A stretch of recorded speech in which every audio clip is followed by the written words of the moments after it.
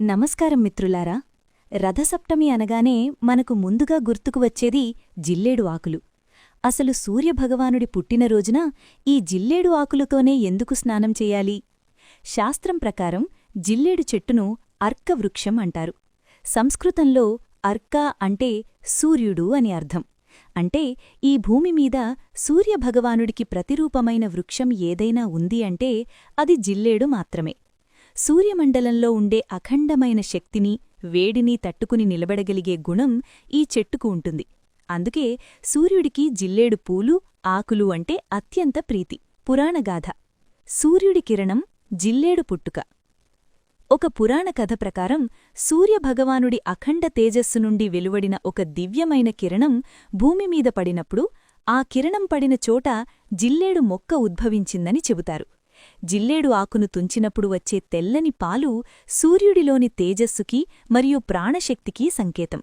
మరో కథ ప్రకారం అదితిదేవి సూర్యుణ్ణి గర్భాన మోస్తున్నప్పుడు కలిగిన వేడిని భరించడానికి ఈ అర్కవృక్షాల నీడన విశ్రాంతి తీసుకునేదట.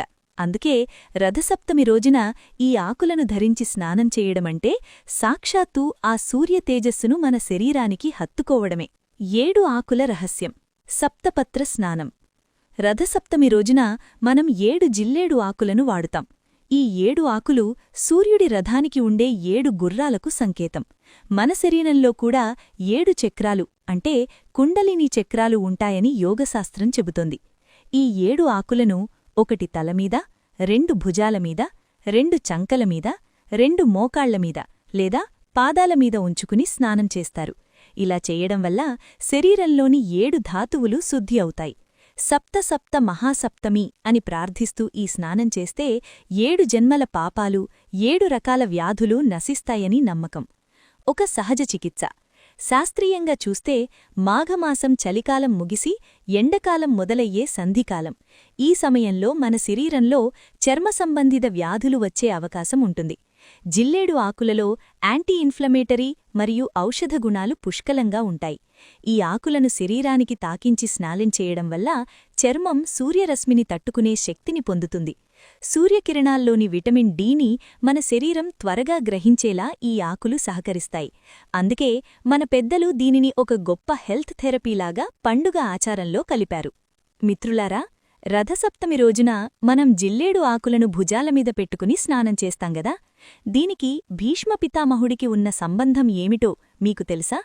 సాక్షాత్తూ మృత్యువునే జయించగల ఇచ్ఛామరణం కలిగిన భీష్ముడే సూర్యశక్తి కోసం ఈ ఆకులను ఆశ్రయించారంటే వాటిలో ఎంతటి దివ్యశక్తి ఉందో ఇప్పుడు ఈ కథ ద్వారా తెలుసుకుందాం. కురుక్షేత్ర యుద్ధంలో అర్జునుడి బాణాలకు చిక్కి భీష్మపితామహుడు అంపశయ్యపై పడిపోతాడు. ఆయనకు మరణం ఎప్పుడు కావాలంటే అప్పుడు పొందే వరముంది. అప్పుడు దక్షిణాయనం నడుస్తోంది.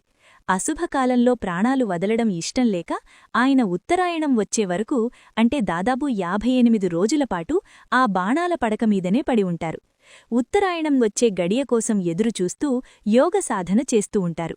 అయితే ఒళ్లంతా బాణాలు దిగబడి ఉండడం వల్ల భీష్ముడి శరీరంలో విపరీతమైన వేడి, మంటలు పుట్టాయి. ఆ బాధ వర్ణనాతీతం. ఆ సమయంలో ఆయనను చూడడానికి వెళ్లిన శ్రీకృష్ణ పరమాత్మను చూసి, కృష్ణా, నా శరీరం అగ్నిలా మండుతోంది. ఈ బాణాల మంటలను భరించలేకపోతున్నాను. ఏదైనా ఉపశమనం కలిగించు అని వేడుకుంటారు. అప్పుడు శ్రీకృష్ణుడు చిరునవ్వుతో, పితామహా, సూర్యశక్తికి ప్రతిరూపమైన జిల్లేడు ఆకులను అంటే అర్కపత్రాలను నీ తలమీద, భుజాలమీద ఉంచుకో. అప్పుడు సూర్యదేవుడే నిన్ను చల్లబరుస్తాడు అని చెబుతాడు. శ్రీకృష్ణుడి మాట ప్రకారం భీష్ముడి తలమీద, బాణాలు దిగబడిన ఆయన భుజాలమీద జిల్లేడు ఆకులను ఉంచుతారు. జిల్లేడు ఆకుకు సూర్యకిరణాల్లోని అద్భుతమైన శక్తిని గ్రహించి శరీరంలోని విషాన్ని, వేడిని పీల్చుకునే గుణం ఉంటుంది. ఆ ఆకులు తగలగానే భీష్ముడి శరీరంలోని మంటలు తగ్గి మనసు ప్రశాంతంగా మారుతుంది. అంతేకాదు, భీష్ముడు తన జీవితాంతం తన భుజాలమీద రాజ్యాన్ని రక్షించే బాధ్యతను మోశాడు. ఆ బాధ్యతను నెరవేర్చే క్రమంలో అధర్మపరులైన కౌరవుల పక్షాన నిలబడాల్సి వచ్చింది. అలా తన భుజాలమీద పడిన ఆ అధర్మ భారాన్ని లేదా ఆ దోషాన్ని కడిగివేసి తన్ను పవిత్రుణ్ణి చెయ్యమని ఆయన సూర్యభగవానుణ్ణి ప్రార్థిస్తాడు. రథసప్తమి తర్వాత వచ్చే అష్టమి అంటే భీష్మాష్టమి రోజున ఆయన పవిత్రంగా ప్రాణాలను వదులుతారు. మనం ఎందుకు పెట్టుకోవాలి? అందుకే మిత్రులారా, భీష్ముడంతటివాడే తన శారీరక మానసిక వేదనను తగ్గించుకోవడానికి జిల్లేడు ఆకులను ఆశ్రయించాడు. మనం కూడా మన భుజాలమీద జిల్లేడు ఆకులు పెట్టుకోవడమంటే, ఓ సూర్యభగవానుడా, భీష్ముడికిచ్చినట్లే మాకు కూడా ఆరోగ్యాన్నివ్వు. మేము మోస్తున్న బాధ్యతల్లో ఏవైనా తప్పులు ఉంటే వాటిని క్షమించి మమ్మల్ని పవిత్రులను చెయ్యి అని కోరుకోవడమన్నమాట. జిల్లేడు ఆకు కేవలం ఒక ఆకు కాదు, అది సూర్యుడి కవచం. రథసప్తమి నాడు ఈ భీష్మగాథను స్మరిస్తూ స్నానం చేయండి. ఆ సూర్యతేజస్సు మీ సొంతమవుతుంది. సూర్యుని రథానికి ఉండే 7 గుర్రాలు మన శరీరంలోని వివిధ భాగాలకు ప్రాణశక్తిని అందిస్తాయి. భుజాలు అనేవి క్రియకు, అంటే పనిచేయడానికి సంకేతం. రథసప్తమి నాడు భుజాలమీద జిల్లేడు ఆకులు పెట్టుకోవడం వల్ల సూర్యరశ్మి మన బాహువుల్లోకి, అంటే చేతుల్లోకి ప్రవహించి మనం చేసే పనులలో విజయం లభిస్తుందని నమ్మకం. శాస్త్రీయంగా చూస్తే మన శరీరంలో లింఫ్ నోడ్స్ అనేవి భుజాల దగ్గర, చంకల దగ్గర ఎక్కువగా ఉంటాయి. ఇవి మన రోగనిరోధక శక్తికి కేంద్రాలు. రథసప్తమి నాడు సూర్యకిరణాలు చాలా శక్తివంతంగా ఉంటాయి. జిల్లేడు ఆకు ఒక లెన్స్ లాగా పనిచేస్తుంది. భుజాలమీద ఆ ఆకులను ఉంచి నీళ్లు పోసుకున్నప్పుడు ఆ ఆకుగుండా ప్రసరించే సూర్యశక్తి నేరుగా మన శరీరంలోని గ్రంథులపై ప్రభావం చూపిస్తుంది. దీనివల్ల రక్తప్రసరణ మెరుగుపడి కీళ్ల నొప్పులు, భుజాల నొప్పులు ఉన్నవారికి అది ఒక మందులా పనిచేస్తుంది. అందుకే తలమీద మాత్రమే కాకుండా శరీరంలోని కీలక మర్మస్థానాలైన భుజాలమీద కూడా ఆకులను ఉంచుతాము. రథసప్తమి అనగానే మనకు గుర్చొచ్చేది జిల్లేడాకుల స్నానం. కేవలం తలమీద మాత్రమే కాకుండా భుజాలపై కూడా ఆకులు పెట్టుకుని మనం స్నానం చేస్తాం. అసలు జిల్లేడు చెట్టుకు సూర్యుడికి ఉన్న సంబంధమేమిటి? ఆకుల స్నానం వల్ల యజ్ఞం చేసినంత పుణ్యం ఎందుకొస్తుంది? పురాణాలు చెబుతున్న ఆ అసలు కథను ఇప్పుడు విడమర్చి తెలుసుకుందాం. పురాణాల ప్రకారం పూర్వం ఒకానొక సమయంలో కొందరు మహర్షులు లోక కళ్యాణం కోసం అత్యంత పవిత్రమైన యజ్ఞాన్ని నిర్వహించారు. ఆ యజ్ఞఫలానికి తృప్తి చెందిన పరమాత్మ వారిని సశరీరంగా స్వర్గానికి తీసుకెళ్లడానికి దేవదూతలతో కూడిన దివ్య విమానాన్ని పంపాడు. ఆ సమయంలో యజ్ఞం ముగింపు దశలో ఉంది. పండితులంతా పూర్ణాహుతి కోసం ఆవు నెయ్యిని సిద్ధం చేస్తున్నారు. అప్పుడే ఆకాశం నుండి దిగివస్తున్న దేవ విమానాన్ని చూసి వారు పరమానందంతో అత్యంత వేగంగా హోమద్రవ్యాన్ని అగ్నిలో పోయడం మొదలుపెట్టారు. సరిగ్గా అదే సమయంలో ఒక బలమైన గాలి వీచింది. హోమగుండం నుండి చిందిన మండుతున్న వేడివేడి నెయ్యి చుక్కలు పక్కనే నిలబడి ఉన్న ఒక మేక మీద పడ్డాయి. ఆ వేడికి తట్టుకోలేక ఆ మేక చర్మం ఊడిపోయి అక్కడికక్కడే మరణించింది. చిత్రమేమిటంటే ఆ మేక ఆత్మ పుణ్యఫలంతో నేరుగా వెళ్లి దేవ విమానంలో కూర్చుంది. కాని ఊడిపోయిన ఆ మేక చర్మం మాత్రం గాలికి కొట్టుకుపోయి దగ్గరలో ఉన్న ఒక వృక్షం మీద పడింది. యజ్ఞశాలలోని పవిత్రమైన నెయ్యి తాకడం వల్ల, యజ్ఞహోమ ధూమం సోకడం వల్ల ఆ మేక చర్మం పడిన చెట్టు సాధారణ చెట్టుగా ఉండలేకపోయింది. ఆ చర్మం చెట్టులో లీనమైపోయి ఆ చెట్టు ఆకులు మేక చర్మంలా మెత్తగా, బొచ్చుతో కూడినట్లుగా మారిపోయాయి.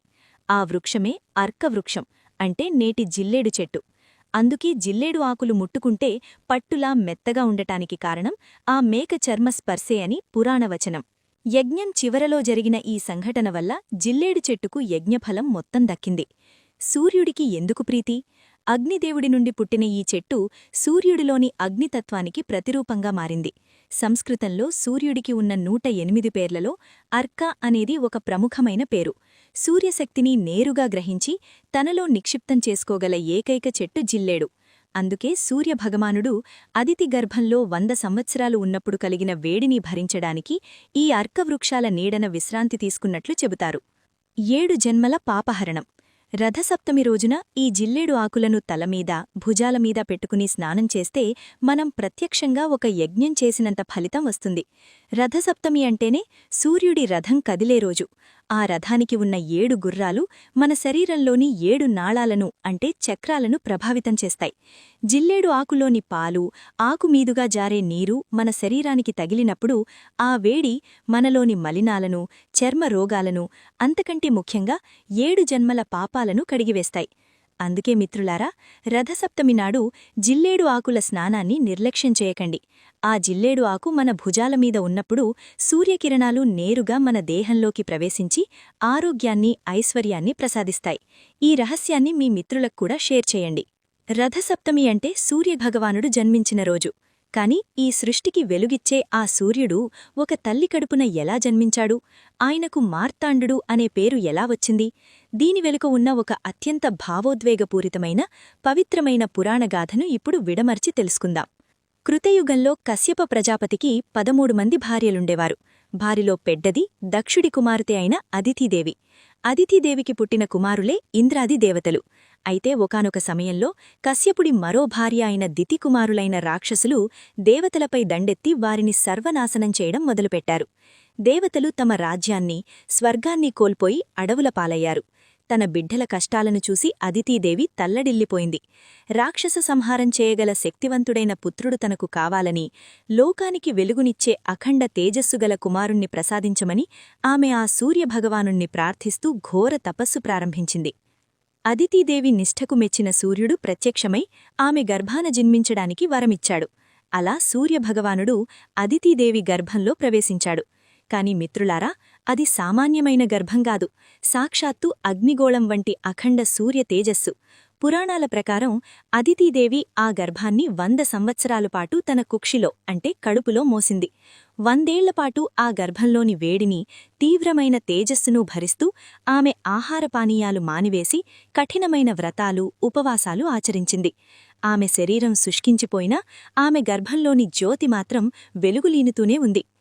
అదితిదేవి నిరంతరం ఉపవాసాలు చేస్తూ శరీరాన్ని కృశింపజేసుకోవడం చూసి కశ్యప ప్రజాపతి ఒకరోజు ఆందోళనతో కాస్త కోపంతో ఇలా అన్నాడు: అదితి, నిరంతరం ఇలా ఉపవాసాలతో నిన్ను నువ్వు కష్టపెడుతూ నీ గర్భంలోని అండాన్ని చంపేస్తావా, మారితావా అని ప్రశ్నించాడు.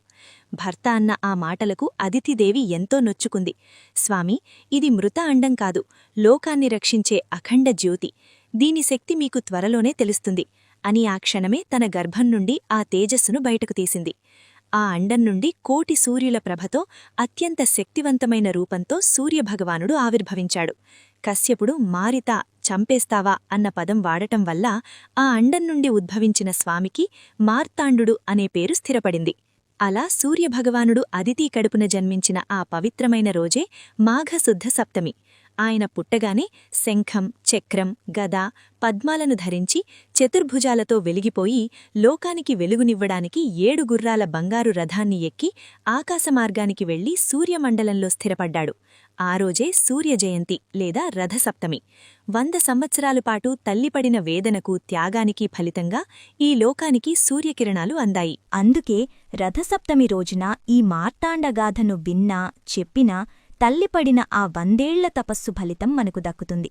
కోటి గోవులను దానం చేసినంత పుణ్యం లభిస్తుంది. ఇంతటి పవిత్రమైన కథను మీ మిత్రులకు కూడా షేర్ చేయండి. సూర్యభగవానుడి తేజస్సు ఎంతటిదో మనందరికీ తెలుసు. కాని ఆ అఖండ తేజస్సును సాక్షాత్తు ఆయన భార్యే భరించలేకపోయిందని మీకు తెలుసా? సూర్యపుత్రులైన అశ్వినీదేవతలు అసలు గుర్రాల రూపంలో ఎందుకు పుట్టారు? దీని వెనుక ఉన్న ఒక అద్భుతమైన ప్రేమ మరియు తపస్సుగాథను ఇప్పుడు విడమర్చి తెలుసుకుందాం. విశ్వకర్మ కుమార్తె అయిన సంజ్ఞాదేవి సూర్యభగవానుడి భార్య. సూర్యుడు తన అద్భుతమైన కాంతితో ప్రకాశిస్తున్నప్పుడు ఆ వేడిని మరియు తీక్షణమైన కాంతిని సంజ్ఞాదేవి భరించలేకపోయేది. సూర్యునివైపు కనీసం కళ్ళు ఎత్తి చూడటానికి కూడా ఆమెకు సాధ్యపడేది కాదు. దీంతో ఆమె ఒక నిర్ణయానికి వచ్చింది.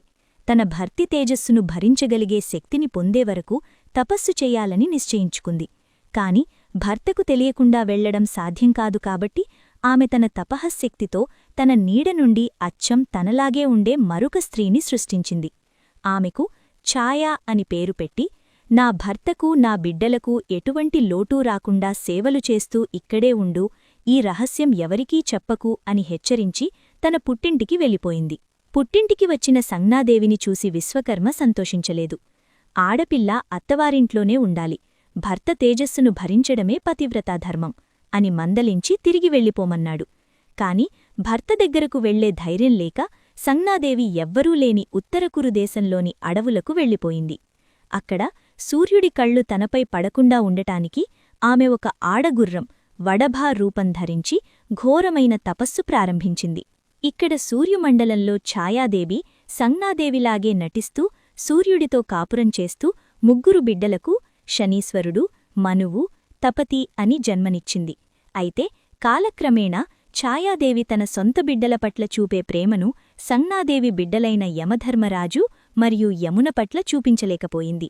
ఒకరోజు యముడు తనపై కోపపడగా ఛాయాదేవి అతడిని శపించింది.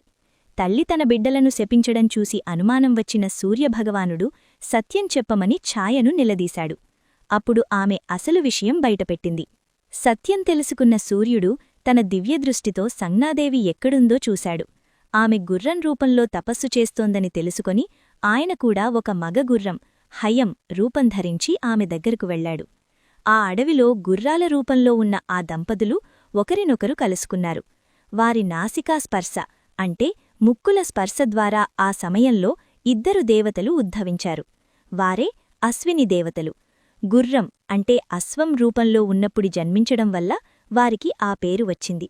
వీరిలో ఒకరి పేరు నాసత్య, మరొకరి పేరు దస్రా. సూర్యభగవానుడి తేజస్సు మరియు సంజ్ఞాదేవి పవిత్రత నుండి పుట్టిన వీరు అత్యంత అందగాళ్లుగా తేజోవంతులుగా పేరుపొందారు. బ్రహ్మదేవుడు వీరికి దేవతలందరికీ వైద్యులుగా ఉండే వరాన్నిచ్చాడు. ఆయుర్వేద శాస్త్రానికి వీరే అధిపతులు. మరణశయ్యపై ఉన్నవారిని సైతం బతికించగల శక్తి వీరి సొంతం. ఆ తరువాత విశ్వకర్మ సూర్యభగవానుడి తేజస్సును కొంతవరకు తగ్గించి సంజ్ఞాదేవి ఆయనను చూసేలా మార్పులు చేశాడు. అప్పటినుండి సంజ్ఞాదేవి సూర్యుడు సుఖంగా ఉన్నారు. మిత్రులారా, గుర్రపు రూపంలో ఉన్న సూర్యదంపతుల నుండి పుట్టిన ఈ అశ్వినీదేవతలు నేటికీ లోకానికి ఆరోగ్యాన్ని ప్రసాదిస్తున్నారు. రథసప్తమి రోజున ఈ కథను వినడం వల్ల మన శరీరంలోని వ్యాధులు తొలగిపోయి అశ్వినీదేవతల ఆశీసులతో సంపూర్ణ ఆరోగ్యం లభిస్తుంది. మన పెద్దలు తరచుగా ఒక మాట అంటూ ఉంటారు, అనకూడని మాటలు అనకండి, తథాస్తు దేవతలు తిరుగుతుంటారు అని. అసలు ఈ తథాస్తు దేవతలెవరు? వారు కేవలం రథసప్తమి రోజే ఎందుకు అంత శక్తివంతంగా సంచరిస్తారు? దీని వెనక ఉన్న ఒక పురాణ రహస్యమేమిటి? ఇప్పుడు విడమర్చి తెలుసుకుందాం. ఎవరు ఈ తథాస్తు దేవతలు? పురాణాల ప్రకారం వీరు సూర్యమండలంలో నివసించే అత్యంత శక్తివంతమైన అదృశ్య దేవతలు. వీరినే విశ్వేదేవతలు అని కూడా అంటారు. వీరికి ఒక ప్రత్యేకమైన రూపమంటూ ఉండదు. వీరు కేవలం శబ్దతరంగాల రూపంలో విశ్వమంతా వ్యాపించి ఉంటారు. వీరి పని ఒక్కటే, ఈ లోకంలో ఎవరైతే ఏ మాట అంటారో ఆ మాటకు తథాస్తు అంటే నీవు అన్నది అలాగే జరుగుగాక అని దీవించడం. వీరు సూర్యుని కిరణాల వెంట ప్రయాణిస్తూ భూమిపై ప్రతి అణువును గమనిస్తూ ఉంటారు. రథసప్తమి రోజే వీరి సంచారం ఎందుకెక్కువ? రథసప్తమి రోజున సూర్యభగవానుడు తన దిశను మార్చుకొని ఉత్తరాయణ పుణ్యకాలంలోకి వేగంగా ప్రవేశిస్తాడు. ఈ సమయంలో సూర్యరథం భూమికి అత్యంత సమీపంలోకి వస్తుంది. సూర్యరథం కదుల్తున్నప్పుడు ఆ రథచక్రాల నుండి వచ్చే దివ్యమైన శబ్దతరంగాలతో పాటు ఈ తథాస్తు దేవతలు కూడా కోట్లాది సంఖ్యలో భూమండలంపైకి దిగివస్తారు. రథసప్తమి రోజు సూర్యోదయం నుండి సూర్యాస్తమయం వరకు ఈ దేవతలు ఆకాశమార్గంలో నిరంతరం సంచరిస్తూ ఉంటారు. ప్రజలు నోటి నుండి వచ్చే ప్రతి మాటను గమనిస్తూ ఉంటారు. అందుకే ఆ రోజంతా ఒక పవిత్రమైన శక్తి భూమిపై నిండి ఉంటుంది. సాధారణ రోజుల్లో మనం అన్న మాటలు ఫలితమివ్వడానికి సమయం పట్టవచ్చు. కాని రథసప్తమి వంటి పవిత్ర దినాన తథాస్తు దేవతలు నేలుగా మన పక్కనే ఉంటారు. మీరు పొరపాటున నాకు అదృష్టం లేదు, లేక నాకు అనారోగ్యం తగ్గదు, లేదా ఇతరులను దూషిస్తూ ఏదైనా అనరాని మాట అన్నప్పుడు వారు వెంటనే తథాస్తు అంటే అది అలాగే జరిగితీరుతుంది. అందుకే మన పెద్దలు నోరు మంచిదైతే ఊరు మంచిదవుతుంది అని ఊరకనే అనలేదు. ఆ రోజు మీరు అనే ప్రతి సకారాత్మక మాట అంటే పాజిటివ్ వర్డ్ మీ జీవితాన్ని మార్చేయగలదు. రథసప్తమి రోజు ఏమి మాట్లాడాలి? పురాణాల ప్రకారం ఈ పవిత్ర దినాన మనం నోటితో ఓం సూర్యాయ నమః అనిగాని, నేను ఆరోగ్యంగా ఉన్నాను, నా ఇల్లు సుఖశాంతులతో నిండి ఉంది అని మనస్ఫూర్తిగా అనుకుంటే తథాస్తు దేవతలు ఆ మాటను స్వీకరించి దైవనిర్ణయంగా మారుస్తారు. మీ సంకల్పం ఏదైనా సరే అది నెరవేరాలని వారు ముద్ర వేస్తారు. అందుకే రథసప్తమి రోజు నిశ్శబ్దంగా ఉండడం లేదా కేవలం భగవంతుడి నామాన్ని స్మరించడం శ్రేష్టం. తథాస్తు దేవతలు. రథం ప్రయాణించే రథం బంగాలంతో నిర్మితమై ఉంటుందని, వారు వేద మంత్రాల ఘోషతో ఆహ్వానించబడుతూ సంచరిస్తారని భవిష్యపురాణం చెబుతోంది. వారు సంచరించే మార్గంలో మనసు నిర్మలంగా ఉన్నవారికి వారి ఉనికి అర్థమవుతుంది. ఆ రోజంతా పరుషపదాలు వాడకుండా ఎవరినీ నొప్పించకుండా ఉంటే ఆ దేవతల అనుగ్రహంతో రాజయోగం సిద్ధిస్తుంది. కాబట్టి మిత్రులారా, రథసప్తమి రోజున మీ మాటను జాగ్రత్తగా వాడండి. మీరు కోరుకునే విజయం, ఆరోగ్యం, ఐశ్వర్యం కేవలం మీ నోటి మాట ద్వారానే మీకు లభించే అవకాశముంది. తథాస్తు దేవతలు మీ చెంతనే ఉన్నారని గుర్తుంచుకోండి. సర్వేజనా సుఖినో భవంతు అని అనండి. వారు తథాస్తు అని మిమ్మల్ని దీవిస్తారు. మనం ఎన్నో పూజలు చేస్తాం, వ్రతాలు చేస్తాం, కాని రథసప్తమి రోజున చేసే స్నానం, వ్రతం మన అదృష్టాన్ని ఎలా మారుస్తాయో చెప్పడానికి యశోవర్మ కుమారుడి కథ ఒక గొప్ప ఉదాహరణ. ఇది కేవలం ఒక కథ కాదు, పూర్వజన్మ పాపాలను కడిగివేసి సంపూర్ణ ఆరోగ్యాన్ని ప్రసాదించే ఒక పరమ పవిత్రమైన పురాణ సత్యం. ఇప్పుడు దీనిని విడమర్చి తెలుసుకుందాం. ద్వాపరయుగంలో ధర్మరాజు అడిగిన ప్రశ్నకు సమాధానంగా శ్రీకృష్ణ పరమాత్మ ఈ కథను వివరించాడు. పూర్వం కాంబోజదేశాన్ని యశోవర్మ అనే రాజు పరిపాలించేవాడు. ఆయనకు రాజ్యసంపద, అధికారం అన్నీ ఉన్నా సంతానం లేదనే చింత పీడించేది. ఎన్నో నోములు నోచి వ్రతాలు చెయ్యగా వృద్ధాప్యంలో ఆయనకొక కుమారుడు జన్మిస్తాడు. కాని ఆ సంతోషం ఎంతో కాలం నిలవలేదు. ఆ బాలుడు పుట్టినప్పట్నుండి నిరంతరం ఏదో ఒక వ్యాధితో బాధపడుతూనే ఉండేవాడు. ఎన్ని ఔషధాలు వాడినా, ఎంతమంది వైద్యులను సంప్రదించినా ఆ బాబు ఆరోగ్యం కుదుటపడలేదు. రాజకుమారుడు మంచంపై పడి వేదన అనుభవిస్తుంటే చూసి ఆ తండ్రి మనసు విలవిలలాడిపోయింది. తన కుమారుడి అనారోగ్యానికి కారణమేమిటో తెలుసుకోవాలని యశోవర్మ గొప్ప పండితులను, బ్రాహ్మణులను పిలిపించి అడుగుతాడు. అప్పుడు వారు తమ దివ్యదృష్టితో గమనించి ఇలా చెబుతారు: రాజా, నీ కుమారుడు గత జన్మలో ఒక పరమ లోభిగా జీవించాడు. అపారమైన సంపద ఉన్నప్పటికీ ఒక్క పైసా కూడా దానం చేయలేదు. కనీసం ఆకలితో ఉన్నవారికి అన్నం పెట్టలేదు సరే కదా, దానధర్మాలు చేసేవారిని చూసి హేళన చేసేవాడు. ఆ లోభగుణం వల్ల, దానశూన్యత వల్ల కలిగిన పాపం ఇప్పుడు ఈ జన్మలో రోగం రూపంలో అతణ్ణి వెంటాడుతోంది. అందుకే గత జన్మలోని ఆ కర్మానుభవం ఇప్పుడు వ్యాధిగా మారి బాధిస్తోంది అని వివరిస్తారు. యశోవర్మ కన్నీళ్లతో మరి దీనికి మార్గం లేదా అని వేడుకోగా ఆ బ్రాహ్మణులు రథసప్తమి వ్రతం గురించి చెబుతారు. రాజా, మాఘశుద్ధ సప్తమి అంటే సూర్యభగవానుడి జయంతి. ఆ రోజున సూర్యుడు తన 7 గుర్రాల రథంపై ఉత్తరాయణ పుణ్యకాలంలోకి ప్రవేశిస్తాడు.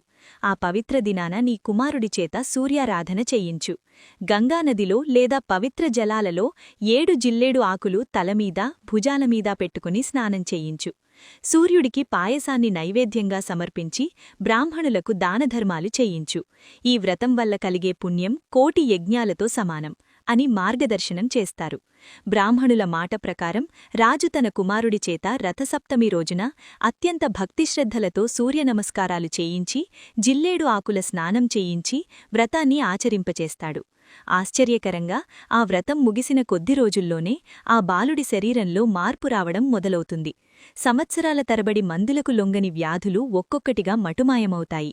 ఆ రాజకుమారుడు సంపూర్ణ ఆరోగ్యాన్ని పొంది తేజోవంతుడిగా మారి తదనంతర కాలంలో గొప్ప చక్రవర్తిగా రాజ్యాన్ని ఏలుతాడు.